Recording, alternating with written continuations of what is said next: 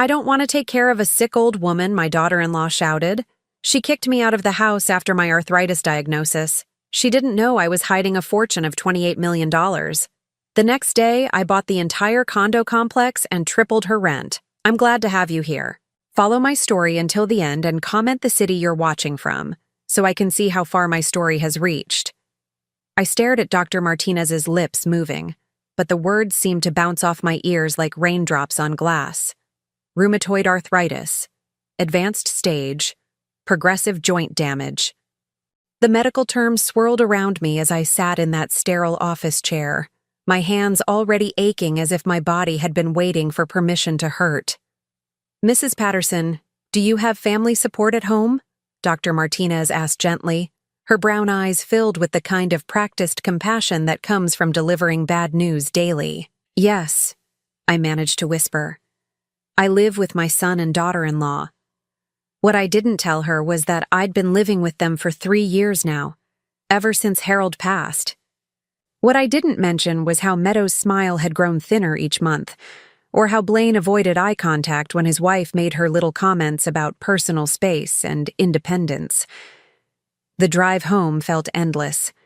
My Honda Civic had seen better days, but it was paid for, just like everything else I owned. I'd learned long ago to live modestly, to save every penny. Harold and I had been careful with money our whole marriage. What my family didn't know was just how careful we'd been. I pulled into the driveway of the suburban house I'd helped Blaine buy, though his name was the only one on the deed. Meadow's car wasn't there yet. She worked part-time at a boutique, though worked was generous, considering how often she called in sick or left early for nail appointments. Blaine was in the kitchen when I walked in, still wearing his pharmacy technician uniform. At 32, he looked older than his years, with Harold's thin brown hair and my pale blue eyes. He was stirring something that smelled like canned soup. Hey, Mom. How'd it go at the doctor? I set my purse down on the counter, my fingers already stiff from gripping the steering wheel. Not great, honey. We need to talk when Meadow gets home. Something flickered across his face. Fear, maybe. Or annoyance. Is it serious? We'll discuss it together, I said, though my chest was already tightening with dread. Meadow arrived home at 6:30, her blonde hair perfectly styled despite supposedly working all day. She was 28, but carried herself like someone who'd never been told no. Her designer purse clinked with jewelry as she dropped it on the counter, right next to my modest handbag. God, what a day, she announced to no one in particular. Karen was being such a bitch about the schedule again. I swear that woman lives to make my life difficult. Blaine served dinner, his soup with store-bought bread. We ate in relative silence until I finally cleared my throat. I need to tell you both something about my doctor visit today. Meadow's fork paused halfway to her mouth. Blaine looked up from his bowl. I've been diagnosed with rheumatoid arthritis, advanced stage. The doctor says it's going to progress, and I'm going to need help with daily activities soon. The silence stretched between us like a rubber band about to snap. What kind of help? Blaine asked quietly. Basic things.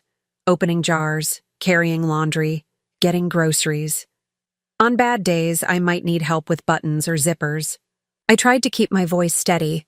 Dr. Martinez mentioned physical therapy, medication, maybe some home modifications. Home modifications?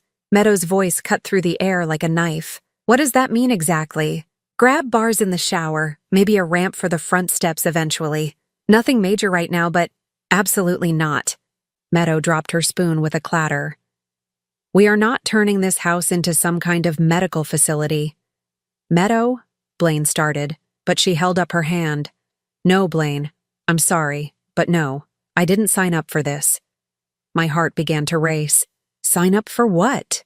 She turned to face me fully, her green eyes cold as winter morning. I didn't sign up to be a caregiver. I didn't sign up to have my home turned into a nursing home. I sure as hell didn't sign up to watch you deteriorate in my living space. Meadow, please, Blaine said, his voice barely above a whisper. But she was just getting started. Her voice rose with each word. Do you know what my life is going to look like? Coming home every day to help you in and out of the shower? Cutting up your food? Watching you shuffle around with a walker? I'm 28 years old, Opal. 28. I have my own life to live. The words hit me like physical blows. I looked at Blaine, waiting for him to defend me, to remind his wife that I was his mother, that I'd raised him alone after Harold died when he was 15. Instead, he stared at his soup. I won't be a burden, I managed. I can look into assisted living or— You're damn right you will, Meadow snapped, because I am not going to spend the next however many years of my life taking care of someone else's problems. She's not someone else, Blaine finally spoke up, but his voice lacked conviction. She's my mother. Meadow's laugh was harsh and bitter. And she's been living here for 3 years already. 3 years, Blaine. When does it end? When does our life actually begin? I felt something die inside my chest. Not my heart. That was still beating, still pumping blood through my increasingly painful joints. Something deeper. Something that had believed, despite everything, that family meant something. I see, I said quietly. Do you? Meadow leaned forward, her perfectly manicured nails drumming against the table. Because I don't think you do. I think you see a nice little setup where your son takes care of you forever while I play nurse and maid and pretend to be happy about it. That's not fair, I whispered. Fair? Meadow's voice reached a pitch that made me wince. What's fair is me being able to live in my own house without worrying about whether you've fallen in the shower or can't open a pickle jar. What's fair is me not having to rearrange my entire life around your medical appointments and physical therapy sessions. She stood up abruptly, her chair scraping against the floor. I don't want to take care of a sick old woman. There, I said it. I don't want to watch you get worse. I don't want to smell medicine and hear complaining and deal with whatever this is going to become.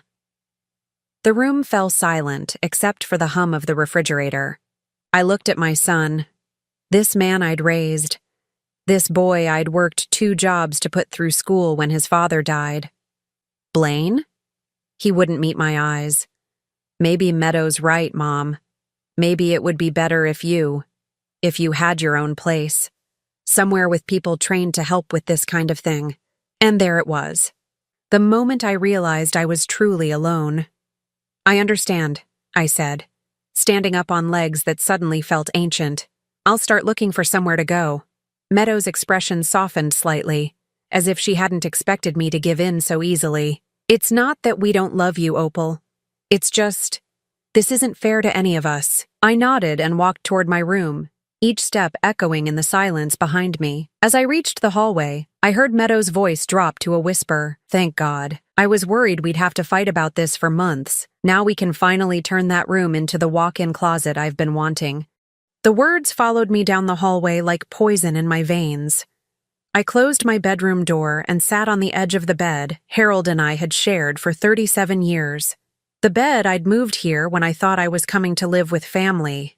Instead, I'd been living with strangers who shared my last name, and now they wanted me gone. What they didn't know, what nobody knew, was that I had options they couldn't imagine. But as I sat there in the growing darkness, listening to them discuss paint colors for their future closet, I decided to let them believe I was exactly what they thought I was.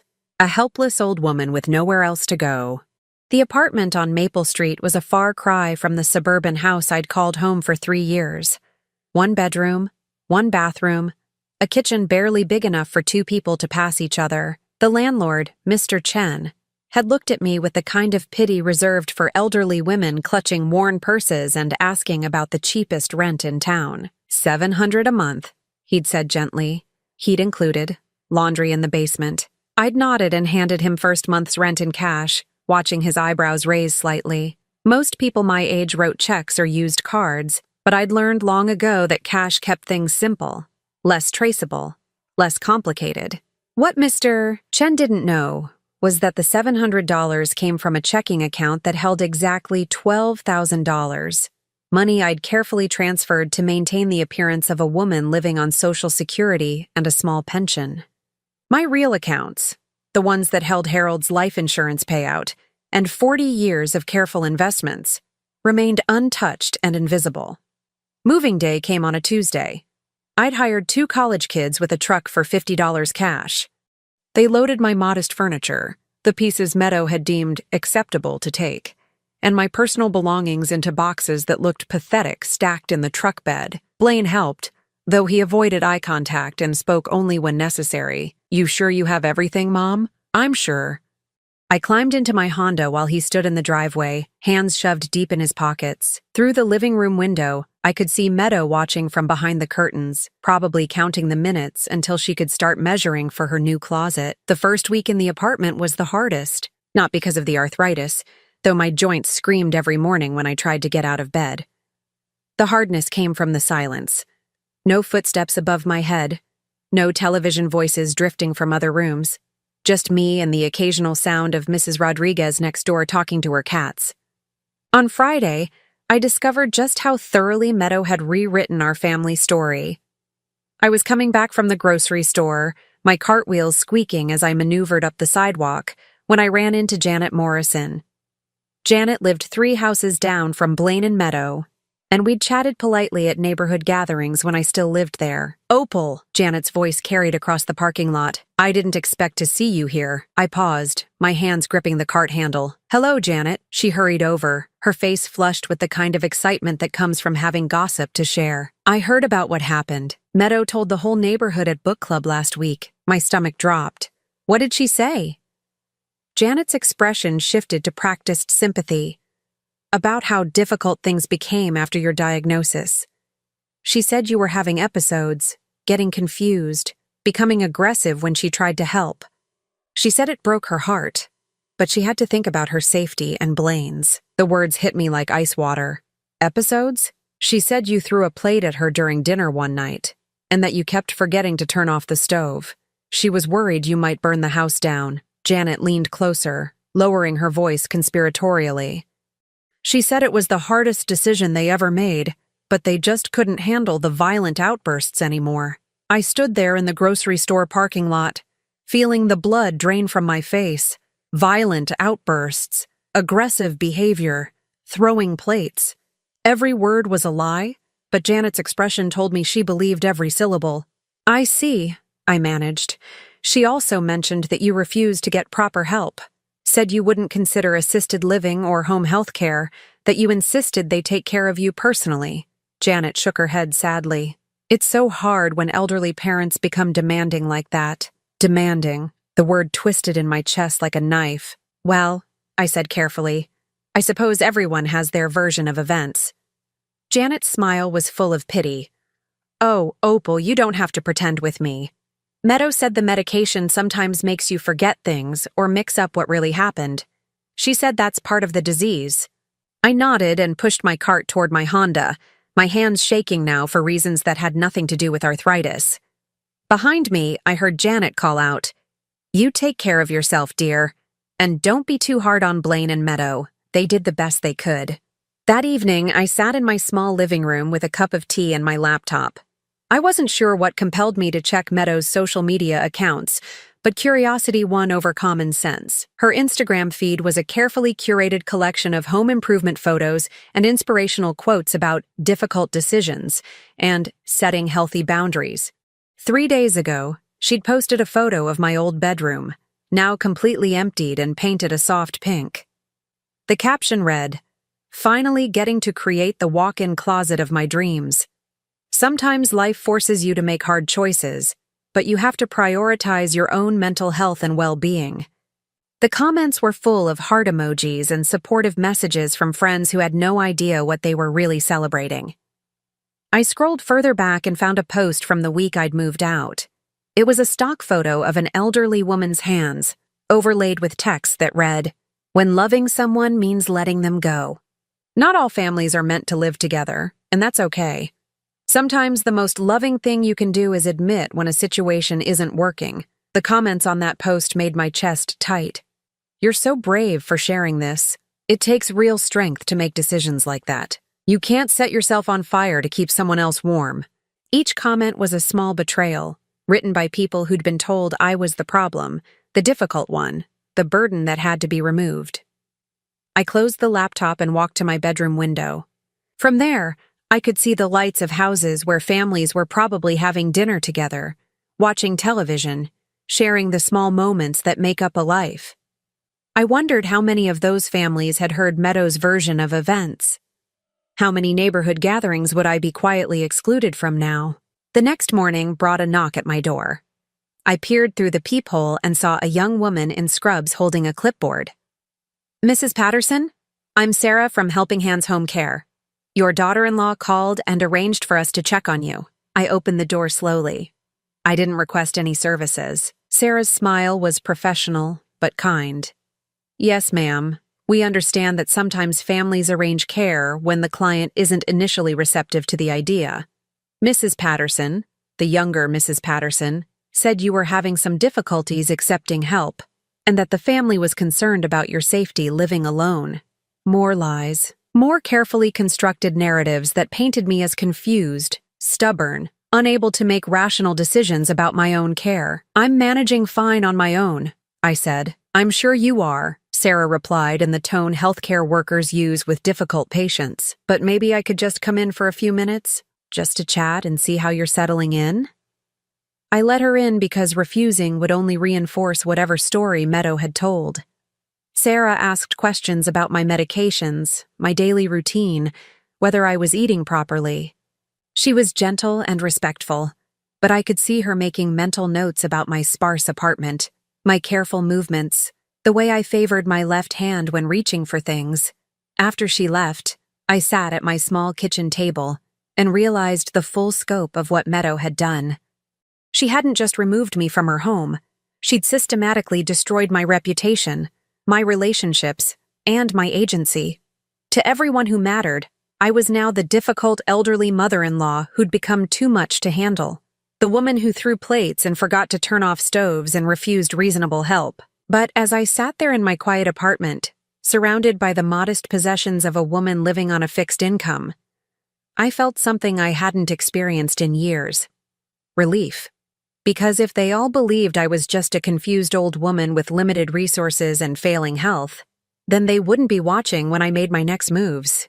They wouldn't question the decisions of someone they'd already written off as mentally deteriorating. Meadow thought she'd won. She thought she'd successfully disposed of a problem and convinced everyone it was the right thing to do. What she didn't realize was that she'd just made the biggest mistake of her privileged, carefully curated life. 2 weeks into my new life on Maple Street, I made my first real move, not the kind of move Meadow would expect from a confused old woman living on Social Security, but the kind that required the resources I'd been hiding for 3 decades. I called Marcus Steinberg at 9 a.m. sharp on a Thursday morning. Marcus had been Harold's financial advisor since 1987, and more importantly, he was one of the few people who knew exactly what my late husband had left behind. "Opal." His voice was warm but surprised. "I haven't heard from you in months. How are you settling in with your family?" "Actually, Marcus, there's been a change in my living situation. I need to schedule a meeting." "Of course. Is everything all right?" I looked around my sparse apartment, thinking of Meadow's Instagram photos and Janet Morrison's pitying smile. Everything's about to be. Marcus's office hadn't changed in the 15 years since Harold's death. Same mahogany desk, same leather chairs, same view of downtown's financial district. What had changed was the number on my portfolio statement. $28,400,000, Marcus said, sliding the papers across his desk. "The tech stocks Harold bought in the 80s have performed exceptionally well. The real estate investments in Austin and Denver have tripled in value, and the life insurance money has been compounding steadily." I stared at the numbers, remembering Harold's voice from all those years ago. "Opal, honey, we're going to live modestly and save everything we can. Let people think we're just getting by. The money will work for us while we're not looking. I need you to help me with something, Marcus. Something that needs to be handled very carefully." His eyebrows rose. "What kind of help?" "I want to buy a property. Specifically, I want to buy the Willowbrook condominium complex on Cedar Avenue." Marcus leaned back in his chair. "That's a significant investment. May I ask why that particular property?" I told him everything. About the diagnosis, about Meadow's explosion, about being painted as a mentally declining burden who threw plates and forgot to turn off stoves. I told him about the lies spread through the neighborhood and the home health care workers sent to check on my competency. When I finished, Marcus was quiet for a long moment. "And your son lives in this complex?" "Unit 4B. They pay $2,800 a month in rent."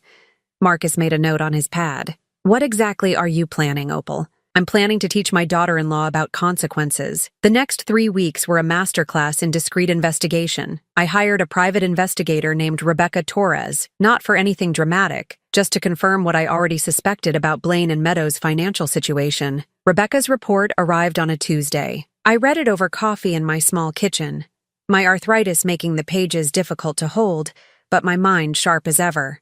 Blaine earned $38,000 a year at the pharmacy. Meadows' boutique job brought in maybe $12,000 annually when she bothered to show up. They had $17,000 in credit card debt, mostly from Meadows' shopping habits. Their savings account held exactly $247. More interesting were Meadows' spending patterns. $500 at Nordstrom last month, $300 at Sephora. A weekend trip to Napa Valley that cost nearly $2,000, all charged to Blaine's already maxed-out credit card. The woman who'd called me a burden and claimed she couldn't afford to modify her home for my disability was spending more on makeup in a month than I spent on groceries in 3. But the most revealing detail was buried in Rebecca's financial analysis. Blaine and Meadow had been late on their rent 4 times in the past year. Each time, they'd managed to scrape together the money at the last minute, but the pattern was clear. They were living paycheck to paycheck, one emergency away from real trouble. That evening, I called the property management company for Willowbrook Condominiums. The woman who answered sounded tired. Pinnacle Properties, this is Linda. Hello, Linda. I'm calling about the Willowbrook complex on Cedar Avenue. I understand the building might be for sale? Oh, yes, ma'am. The owners have been trying to sell for about 8 months now. Are you interested in purchasing a unit? Actually, I'm interested in purchasing the entire building. The pause on Linda's end stretched long enough that I wondered if the call had dropped. The entire building? Yes. All 48 units. I'd like to schedule a viewing and discuss the asking price. May I ask who I'm speaking with? Opal Patterson. I'll be working through my financial advisor, Marcus Steinberg at Steinberg & Associates. 3 days later, Marcus and I walked through the Willowbrook complex with Linda and the current owner, a tired-looking man named Robert Chen, who'd inherited the property from his father and clearly wanted out of the landlord business. Maintenance costs keep going up, Robert explained as we toured the common areas. Tenants complain constantly. Half of them are behind on rent at any given time. I've been trying to sell for months, but most investors want newer properties. The building was solid, but dated. Built in the 1980s, it had good bones, but needed cosmetic updates. The units were spacious, the location was decent, and the rental income was steady if not spectacular. What are you asking? I inquired, though Marcus had already done his research. $4.2 million for the whole complex. That includes all current leases and rental agreements. Marcus and I exchanged glances. The building was worth more than Robert was asking, but his desperation was working in our favor. I'll need to see all the current lease agreements, I said, particularly any units where tenants have been problematic with payments. That evening, I sat in my apartment reviewing every lease in the building. Most were standard 1-year agreements with rent ranging from $2,500 to $3,000 depending on the unit size and location. Unit 4B, Blaine and Meadows' apartment, had a lease that ran through the end of the year. Their rent was $2,800 per month, and according to Robert's records, they'd been late 4 times, always managing to pay within the grace period to avoid eviction. I found something else interesting in their file. A noise complaint from the unit below them filed just 2 months ago. Mrs. Elena Vasquez had complained about loud arguments, slamming doors, and what sounded like things being thrown against the walls. Things being thrown. I wondered if Meadows' version of events about my supposed plate-throwing incident had been projection all along. The purchase moved quickly once I committed. Robert was so eager to sell that he accepted my offer of $3.8 million, paid in cash. The closing was scheduled for the following month, with ownership transferring on the 1st of December. During those weeks of waiting, I established my cover story. To anyone who asked, I was Opal Patterson, a widow living on Social Security who'd moved to Maple Street after my family could no longer care for me. I shopped at discount groceries, clipped coupons, and drove my aging Honda to free community events. But every few days, I'd drive across town to meet with contractors and property managers, planning the improvements that would justify significant rent increases, new paint, updated fixtures, modernized appliances, all reasonable upgrades that would allow me to raise rents to market value. Market value for units like 4B was closer to $4,000 per month. I also spent time observing. Meadows' schedule was predictable. Work 3 days a week, yoga classes on Tuesday and Thursday, lunch dates with friends who seemed to exist mainly to admire her Instagram posts. She was always perfectly dressed, always carrying shopping bags, always projecting the image of someone whose biggest worry was choosing between the salmon and the chicken at brunch. Blaine looked tired. I watched him from across parking lots and coffee shops, noting the way his shoulders slumped, the way he checked his phone anxiously, the way he seemed to age every time Meadow spoke to him sharply in public. 3 times I saw them argue in their car after emerging from stores where Meadow had clearly been shopping. Through my small binoculars, a purchase I justified as bird-watching, I could see Blaine gesturing at shopping bags while Meadow rolled her eyes and checked her makeup in the visor mirror. They were drowning in debt and pretending everything was fine. Meanwhile, Meadow continued to tell anyone who'd listen about how difficult I'd become before they were forced to ask me to leave. At book club, according to Janet Morrison, who seemed determined to keep me updated on neighborhood gossip, Meadow had shared that I'd been calling them at all hours, confused and demanding. She'd shown the other women photos of the beautiful closet she'd created in my old room, explaining how freeing it felt to finally have space for herself after years of walking on eggshells around me. Each lie added fuel to the fire building in my chest. Not rage exactly, but something colder, something more calculated. On November 20th, Marcus called with the news I'd been waiting for. Closing is confirmed for December 1st. The building will be yours, Opal. What's your first move going to be?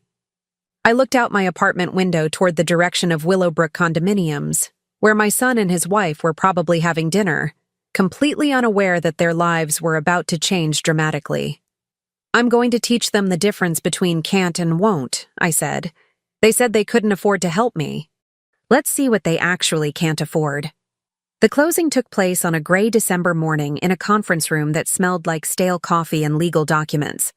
I sat at the long mahogany table wearing my most modest dress, the navy blue one I'd bought at Goodwill specifically for occasions when I needed to look like a woman counting every penny. Robert Chen signed papers with obvious relief, probably already mentally spending the $8 million I was about to hand him. Marcus sat beside me, occasionally sliding documents my way for signature, his expression professionally neutral, despite knowing exactly what I was planning. "Congratulations, Mrs. Patterson," the title company representative said as she handed me the keys to Willowbrook condominiums. "You're now the owner of 48 rental units." I clutched the keys in my arthritic hands and smiled.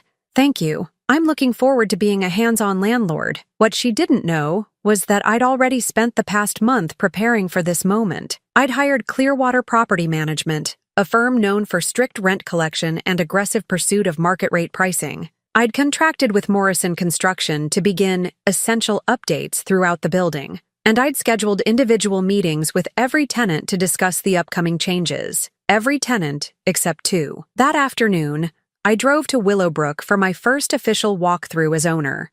The building looked different now that it was mine. Not better or worse, just different. I had power here now. I could make decisions that would affect 48 households, including the one in Unit 4B. James Morrison from the construction company met me in the lobby. He was a tall man with graying hair who'd been in the renovation business for 20 years. "Mrs. Patterson, I've reviewed the building thoroughly. The structure is sound, but the cosmetic updates you're requesting will run about $200,000 total." "That's fine.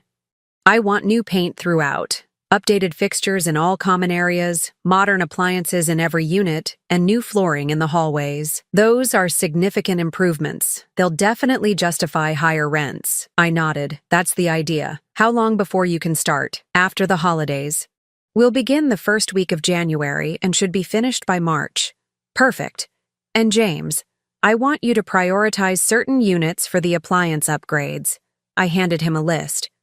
Unit 4B was conspicuously absent. That evening, I sat in my small apartment and composed letters to my tenants.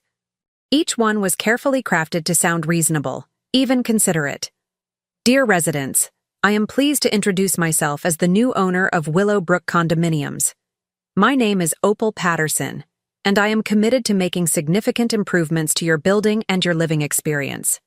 Beginning in January, we will be undertaking comprehensive renovations, including fresh paint, updated fixtures, modern appliances, and improved common areas. These improvements are designed to enhance the value and comfort of your home. Due to these substantial investments in the property, rent adjustments will be necessary to reflect current market values. Your new rent amount and effective date will be communicated to you individually by Clearwater Property Management within the next 2 weeks. I look forward to being your landlord and creating a better living environment for all residents. Sincerely, Opal Patterson, owner, Willowbrook Condominiums. I printed 48 copies of the letter, then set aside 2 of them. Blaine and Meadow would receive their notice, but theirs would be different. Theirs would be personal. The next week passed in a blur of contractor meetings and property management discussions. Clearwater had done their market analysis and confirmed what I already knew. I could easily charge $4,000 per month for units like 4B and still be competitive with similar properties in the area. Most of my tenants took the news reasonably well. A few complaints, some requests for payment plans, but generally people understood that new ownership meant changes. The building had been neglected under Robert Chen's management, and everyone knew it. On December 15th, I put on my warmest coat and drove to Willowbrook to personally deliver 2 special letters. I parked in the visitor spot and walked slowly to the mailboxes in the lobby, my arthritis making each step deliberate and careful. Unit 4B's mailbox was slightly dented, probably from someone slamming it in frustration. I slipped the envelope through the slot and felt a satisfaction I hadn't experienced in months. The letter was identical to the others in most ways, but with one crucial addition. Due to your unit's history of late payments and noise complaints, your rent will be adjusted from $2,800 to $4,200 per month, effective February 1st. This represents current market value for a 2-bedroom unit of your size and location. If this new rate presents financial difficulties, I would be happy to discuss your options, including lease termination assistance. I also included a copy of Mrs. Vasquez's noise complaint from 2 months earlier, along with Robert Chen's documentation of their late payments. That night, I made myself a cup of tea and sat in my recliner, waiting. I didn't have to wait long. My phone rang at 8:47 p.m. I let it go to voicemail, then listened to Blaine's frantic message. "Mom, I need to talk to you. There's been some kind of mistake with our rent. Please call me back." The second call came at 9:15 p.m. This one I answered. "Hello, Blaine." "Mom, thank God. Listen, we got this crazy letter today about our rent going up to $4,200. That's got to be wrong, right? Some kind of clerical error?" I held the phone carefully, my fingers aching but my voice steady. "What letter is that, honey?" "From our new landlord. Some woman named Opal Patterson. Same last name as us. Isn't that weird? Anyway, she's raising our rent by almost $1,500. We can't afford that, Mom. I don't know what we're going to do." The irony was so perfect I almost laughed. "That does sound difficult. Mom, I was wondering, I know things ended badly when you moved out, but do you think you could help us? Maybe loan us some money until I can find a better job." I know Meadow said some things she shouldn't have, but she was just stressed about your diagnosis and everything. Stressed about my diagnosis. As if my arthritis had been an inconvenience to her rather than a devastating blow to my independence and future. "I don't have any money to loan, Blaine. You know I'm living on Social Security. But maybe you could co-sign a loan or something? Help us prove we can afford the new rent? You're our only family, Mom. I don't know who else to ask." Our only family. The same family that had thrown me out for needing help opening pickle jars. "I'm sorry, honey, but I can't help with that. I can barely make my own rent." A pause, then Meadow's voice in the background, sharp and demanding. "What did she say? Is she going to help us or not?" "She says she can't help," Blaine whispered, but I could still hear him. "Can't or won't?" Meadow's voice was getting louder. "Because there's a big difference, Blaine. She's your mother. She owes you something after all the years we took care of her. Took care of me." The revisionist history was breathtaking. "Blaine," I said quietly, "I need to go, but I hope things work out for you both." "Mom, wait." I hung up and turned off my phone. The third call came the next morning. But this time it was Meadow who left the voicemail. Her voice was strained, higher pitched than usual. "Opal, this is Meadow. I think we need to talk. I know we had our differences, but this rent situation is really serious. Maybe we could all sit down and work something out, like adults. I'm sure if we explain the situation to this new landlord together, we can figure out a solution. A solution.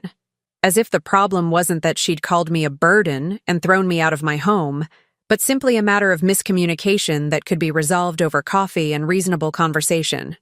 I didn't return her call either. On December 18th, I received a visit from Clearwater Property Management. Janet Russell, the firm's senior manager, came to my apartment to discuss the building's transition. "Mrs. Patterson, I wanted to update you on tenant responses to the rent increases. Overall, it's going well. Most people are accepting the new rates or have given notice that they'll be moving out by the end of their current leases. And Unit 4B? They've requested a meeting with you personally. The tenant, Blaine Patterson, says he's your son." I nodded slowly. "What did you tell them?" "That you prefer to handle all tenant relations through our office, as stated in your management agreement. But he was quite insistent. He mentioned some kind of family situation." "There's no family situation," I said firmly. "Blaine Patterson and his wife are tenants like any other. The same rules apply to them." Janet made a note on her clipboard. "Understood. They have until February 1st to decide whether to accept the new rate or vacate. Should I assume you won't be making any exceptions for their situation?" I looked out my window toward the direction of Willowbrook, where Blaine and Meadow were probably having another argument about money, probably blaming me for their problems while simultaneously expecting me to solve them. "No exceptions," I said. "Business is business." That night, as I prepared for bed in my small apartment, I thought about the woman I'd been 3 months ago. The woman who'd sat in Dr. Martinez's office learning about her arthritis and worrying about becoming a burden. The woman who'd believed family meant something, who'd thought love and loyalty were reciprocal. That woman was gone. In her place was someone harder, someone who understood that respect had to be earned, and that sometimes the people who claim to love you are the first ones to abandon you when loving becomes inconvenient. Meadow had taught me that lesson when she screamed that she didn't want to take care of a sick old woman. Now it was time for me to teach her one in return. January 15th arrived with a phone call that shattered the careful illusion I'd been maintaining for months. It was Janet Russell from Clearwater Property Management, and her voice carried the kind of urgency that makes your stomach drop. "Mrs. Patterson, we have a situation at Willowbrook. Unit 4B tenants are in the lobby demanding to speak with you personally. They've been here for 2 hours and are refusing to leave until you come down." I set down my coffee cup, my arthritic fingers trembling slightly. "What exactly are they saying?" "The male tenant, Blaine, keeps insisting you're his mother and that there's been some kind of family misunderstanding. His wife is more agitated. She's making quite a scene." Through the phone, I could hear raised voices in the background. Meadow's voice, specifically, rising above the rest with the kind of shrill desperation I'd never heard from her before. "I'll be there in 20 minutes, I said. I dressed carefully that morning. My most modest clothes, my oldest purse, the wedding ring I still wore from my marriage to Harold. I needed to look exactly like what they expected, a struggling widow living on Social Security, certainly not someone with the resources to buy their entire building. The scene in Willowbrook's lobby was everything Janet had described and worse. Meadow paced near the mailboxes wearing designer jeans that probably cost more than my monthly rent on Maple Street. Her blonde hair was perfectly styled despite the early hour, but her face was flushed with anger and something else, panic. Blaine sat slumped in one of the lobby chairs, his pharmacy uniform wrinkled like he'd slept in it. When he saw me walk through the glass doors, he jumped up so quickly he nearly knocked over the small table beside him. "Mom, thank God you're here. We need to talk to you about this rent situation." Janet Russell stood behind the property management desk, her professional composure clearly strained. She nodded at me as I approached, then gestured toward the small conference room behind the lobby. "Perhaps we should discuss this privately?" But Meadow stepped forward, her green eyes blazing with fury. "No, we don't need privacy. We need answers, and we need them right now."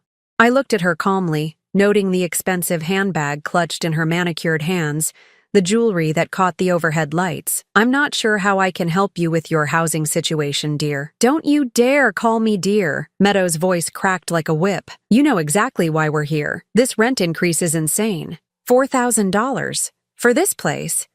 It's highway robbery." "Market rates can be challenging," I agreed mildly. "Perhaps you should look for somewhere more affordable." Blaine stepped forward, his expression desperate. "Mom, please.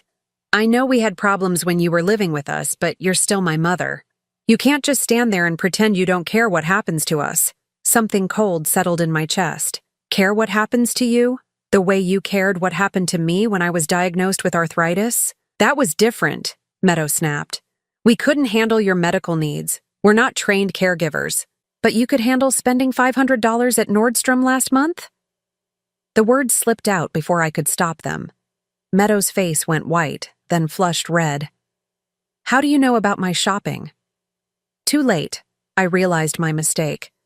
A woman living on Social Security wouldn't know about Meadows' spending habits.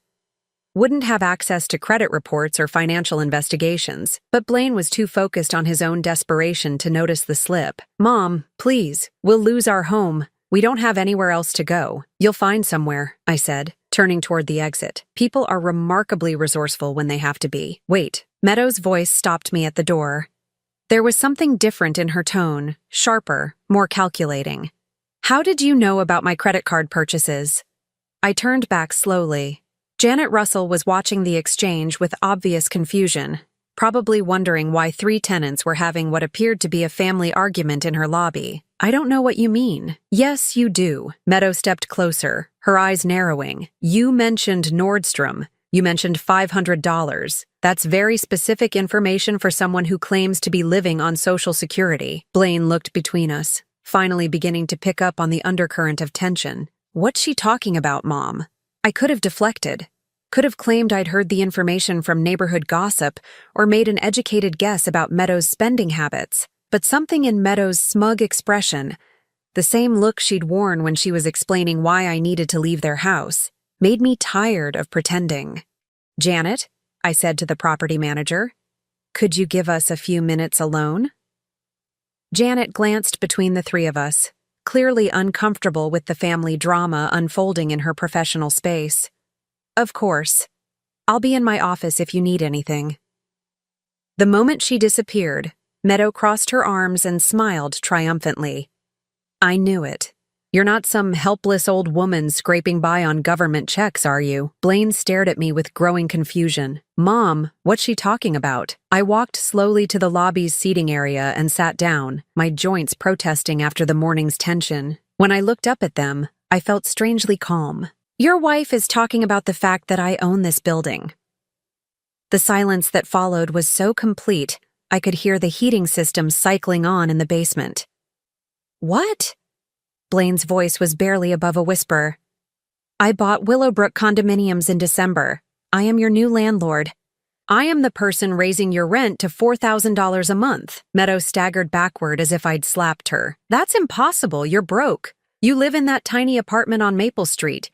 You drive that old Honda. I live in that apartment because it's what I can afford on my Social Security," I said quietly. "Everything else comes from the $28 million my husband left me." The words hung in the air like smoke. Blaine sank into a chair, his face pale as paper. Meadow opened and closed her mouth several times before any sound came out. $28 million? Harold was very good with investments. He was also very private about our finances. We agreed to live modestly and let our money work for us rather than the other way around. But Blaine shook his head like he was trying to wake up from a dream. "But you moved into that little apartment. You shopped at discount stores. You acted like I was exactly what you all believed I was?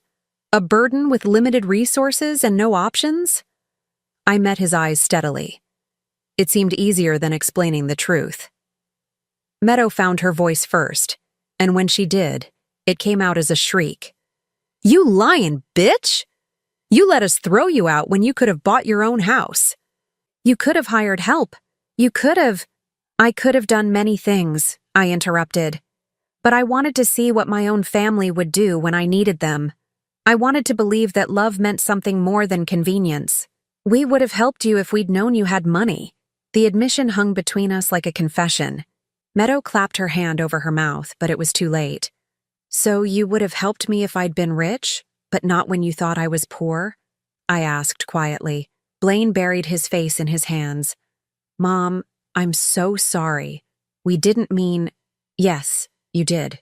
I stood up, my movements careful but determined. "You meant every word you said when you thought I had nowhere else to go. You meant it when Meadow screamed that she didn't want to take care of a sick old woman. You meant it when you asked me to leave so she could have a walk-in closet. But if we'd known," Blaine started, "if you'd known I was wealthy, you would have treated me differently.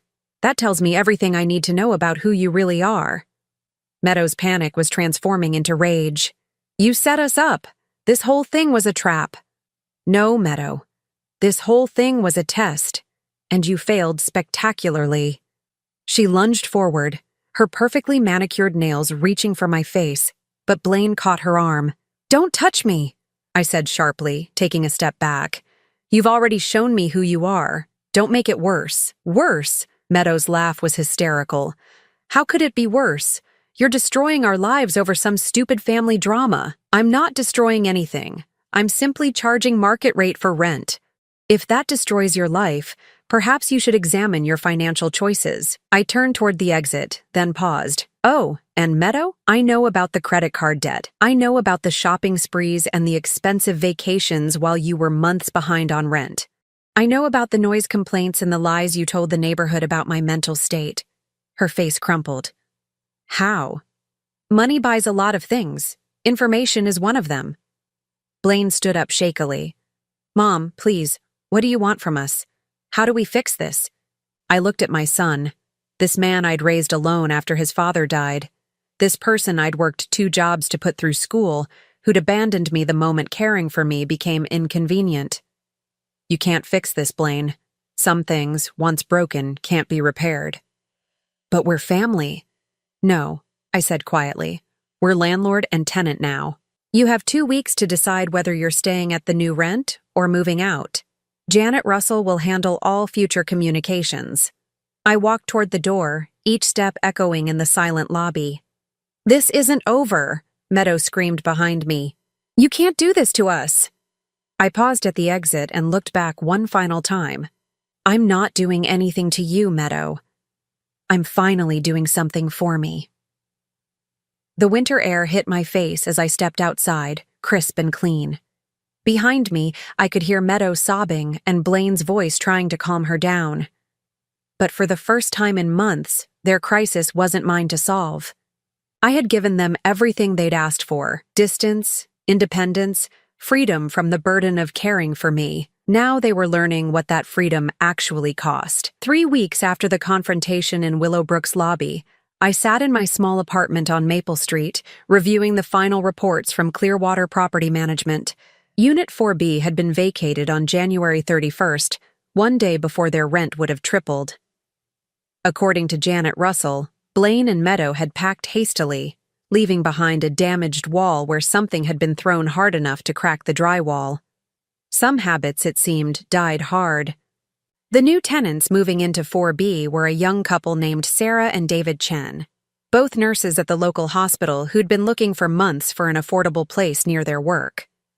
They'd toured the newly renovated unit with wide eyes, marveling at the updated appliances and fresh paint, happily agreeing to the $4,000 monthly rent. "It's perfect," Sarah had told Janet during their application process. "We've been living with roommates for 3 years just to save money. Having our own place feels like a dream." Their gratitude was a stark contrast to the entitled fury Meadow had displayed. They sent thank you notes when maintenance requests were completed quickly. They kept the common areas clean and spoke politely to other residents. They were, in short, the kind of tenants who made property ownership satisfying rather than stressful. I closed the management reports and walked to my kitchen window, looking out at the February sky. My arthritis had worsened slightly over the winter, as Dr. Martinez had warned it would, but the pain was manageable with medication and careful attention to my limitations. More importantly, the stress-related flare-ups I'd experienced while living with Blaine and Meadow had virtually disappeared. My phone rang, interrupting my thoughts. The caller ID showed a number I didn't recognize, but when I answered, the voice was painfully familiar. Mom, it's Blaine. I'd wondered when this call would come. It had been 3 weeks since they'd moved out of Willowbrook, and I knew their financial situation too well to believe they'd landed somewhere comfortable. Hello, Blaine. Mom, I need to talk to you. We're in trouble. I see. A long pause. We had to move in with Meadow's sister in Phoenix. Her place is tiny, and we're sleeping on an air mattress in her living room. Meadow's having panic attacks, and I can't find work that pays enough for us to get our own place. I said nothing, waiting. I know you're angry with us. I know we handled things badly when you got diagnosed. But Mom, you're all the family I have. I need you to help me understand how to fix this. There's nothing to fix, Blaine. You made your choices. Now you're living with the consequences. But I'm your son. His voice cracked with desperation. Doesn't that mean anything to you anymore? I closed my eyes, remembering the night he'd asked me to leave his house so Meadow could have her walk-in closet. You're my son, yes, but that didn't mean anything to you when I needed help with my arthritis. That was different. No, it wasn't. You decided I was inconvenient, so you discarded me. I'm simply returning the favor. Silence stretched between us before he spoke again, his voice smaller now. What do you want from me, Mom? What would it take for you to forgive us? The question caught me off guard. I'd spent so many months focused on the mechanics of my plan, buying the building, raising the rent, forcing them to confront their own hypocrisy, that I hadn't really considered what came after, what forgiveness might look like, or whether it was even possible. I want you to understand what you did to me, I said finally. Not just that you asked me to leave, but how you did it. I want you to understand what it felt like to be called a burden by my own family. To have my daughter-in-law scream that she didn't want to take care of a sick old woman. To watch you stand there and say nothing while she planned to turn my bedroom into her closet before I'd even finished packing. Mom, I want you to understand that you didn't just ask me to move out. You threw me away. And then you lied about it to everyone we knew, making me out to be some kind of delusional, violent person who'd become impossible to live with. Blaine was crying now. I could hear it in his breathing. I'm sorry, God, Mom. I'm so sorry. I was scared about the money, about taking care of you, about what Meadow would do if I stood up to her. I was a coward. Yes, you were. Can you forgive me? Please? I know I don't deserve it. But can you find a way to forgive me? I looked around my small apartment, my sanctuary, my proof that I could survive without them, my evidence that their rejection hadn't destroyed me. The morning light streamed through the windows, illuminating the life I'd built from the ashes of their abandonment. I don't know, I said honestly. I don't know if I can forgive you, and I don't know if I want to. What about Meadow?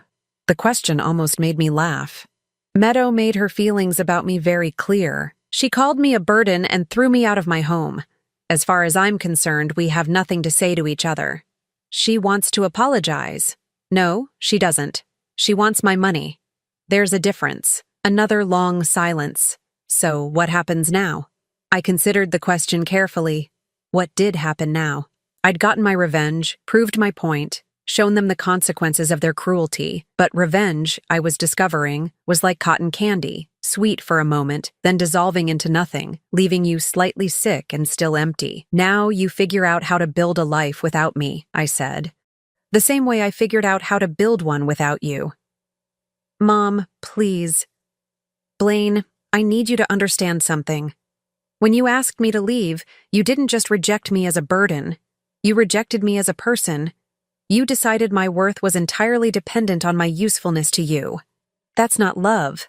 That's not family. That's exploitation with prettier words. I took a deep breath before continuing. I spent 3 months letting you all believe I was helpless and broke because I wanted to see who you really were when you thought I had nothing to offer. And what I saw was that you only loved me when it was convenient. That's not true. It is true. And Blaine? The saddest part is that if you'd simply asked for help managing my care instead of throwing me away, I would have paid for whatever assistance we needed. I would have hired nurses, modified the house, done whatever it took to make the situation work for everyone. The sharp intake of breath on his end told me he understood the full magnitude of what they'd lost. Instead, you chose the cruelest possible solution because it required nothing from you except the willingness to hurt me. So now, you get to live with that choice.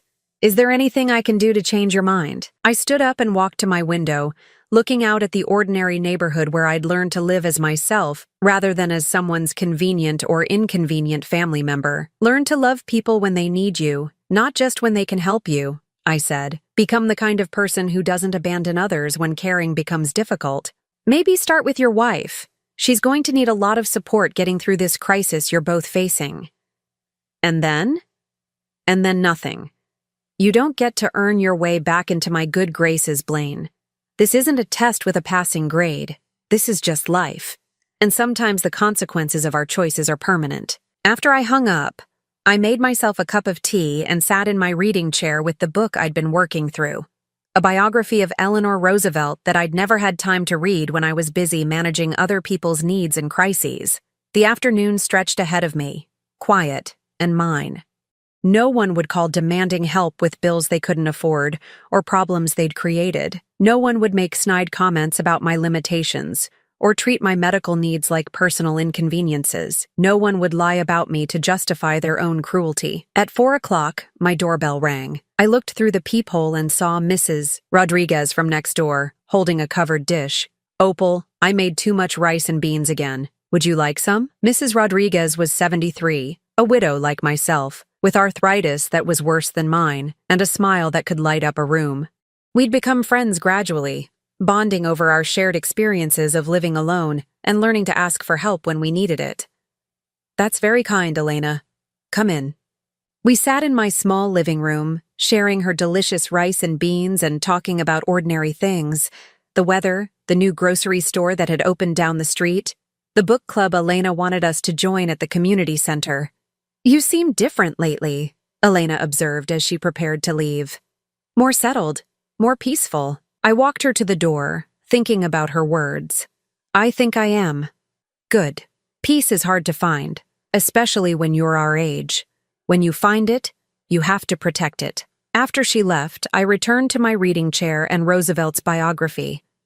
There was a passage I'd marked the day before, something Eleanor had said about the price of self-respect. No one can make you feel inferior without your consent. I'd given my consent for years, believing that family obligation meant accepting whatever treatment they chose to give me. I'd consented to being seen as a burden, to having my needs treated as inconveniences, to being discarded when loving me became difficult. But consent could be withdrawn. That evening, I called Marcus Steinberg to discuss my next financial moves.